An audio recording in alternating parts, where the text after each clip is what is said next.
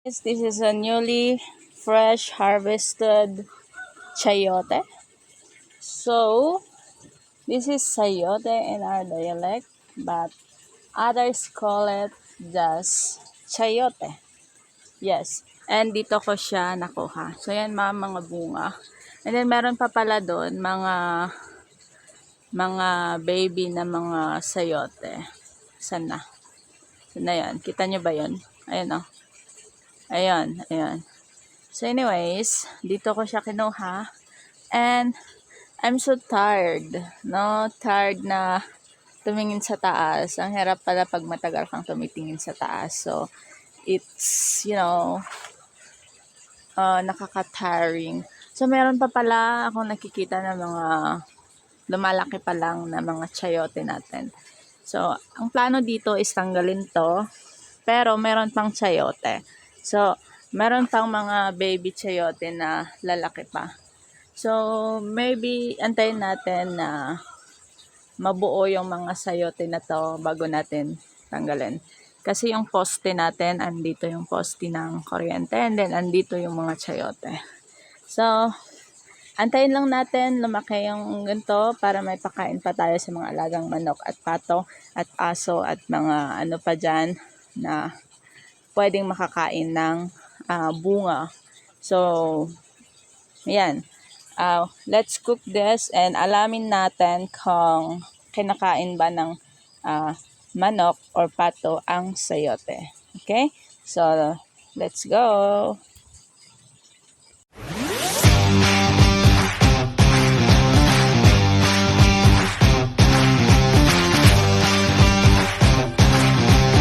Before we proceed, diba, alam nyo ba to?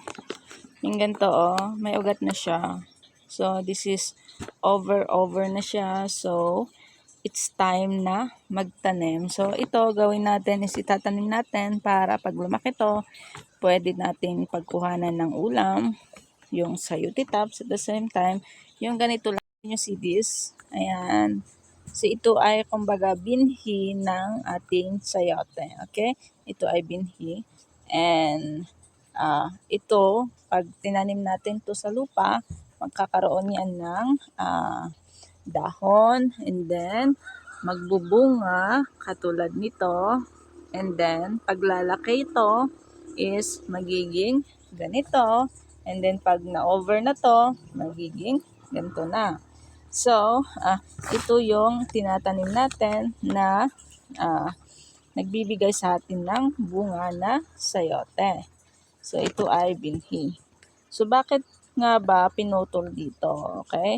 So, pwede nating putulin to and then itanim natin to. So, yung exist dito, pwede natin ulamin or something like para hindi sayang, pakain sa alaga natin baboy, manok, at pato, ganon.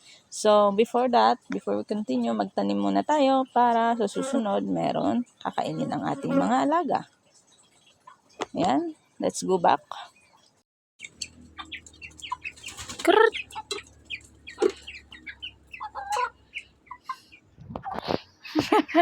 Nag-aagawan, no? Krrrt!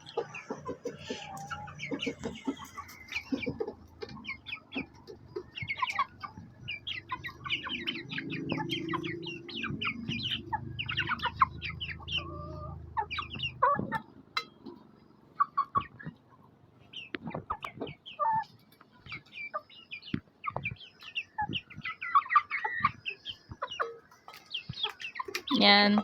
So, bali kinakain nila, naninibago lang sila sa lasa. Ayan tinatakbo-takbo nila. Naninibago lang sila sa lasa at saka hindi sila ganon kagutom. Kasi may mga laman-laman pa ang kanilang mga bituka. Kanilang butchi. Yan. Krrrt! Yan.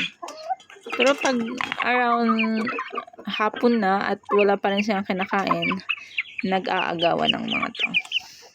So, update kayo later on kung maubos nila ang sayote na to na nilaga natin na sayote. So I'm going to give you some sayote, my dear babies. Ito mga baby natin, bigyan natin ng sayote. Tingnan natin kung maubos nila. So lagay lang natin dito. And then, balikan natin sila mamaya. So andito ang mga baby din, no? Mga chicken, nagagawan sila. Mamaya sila na naman nakakain nito.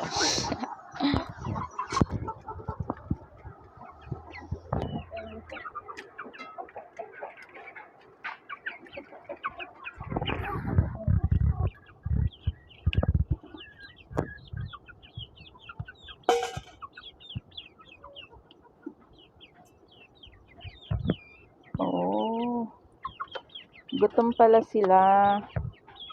Gutom yung mga pato natin. Gusto talaga nila. O, tingnan mo tong sisiw na to, nakikipag-agawan sa pato. Ayan, nakakuha siya.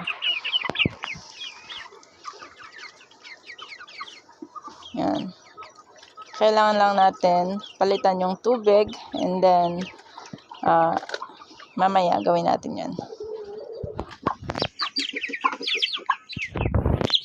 Ayan. So, sa katanungan kung kinakain ng manok ang sayote is basically yes. Kasi meron din binibigay yung hindi pa nilaga, hindi luto na sayote, tinutuka daw ng manok yan. So, meaning to say, kinakain talaga ng manok. Magandang alternative na pakain sa ating mga manok. So, healthy na, organic pa. Yan. So, at the same time, makakatipid tayo sa feeds, sa pakain ng manok. Yan. So, nasagot na natin ang katanungan natin. Hindi lang pala yung leaves yung kinakain ng ating chicken. Pwede rin yung mismong bunga. Yan. Hindi lang yung talbos.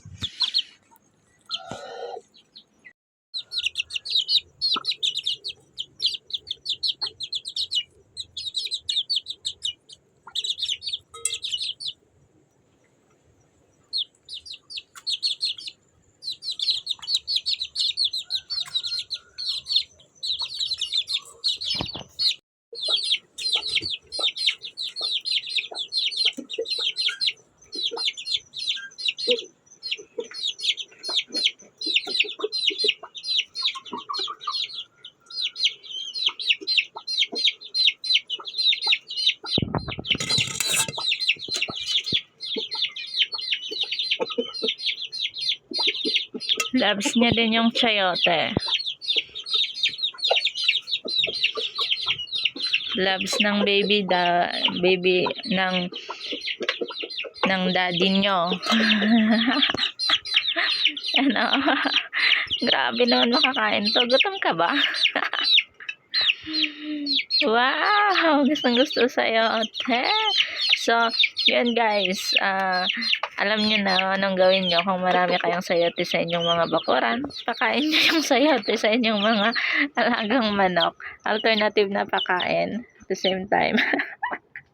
Ito naman, at the same time, sila, organic na pagkain ng mga ating mga alaga.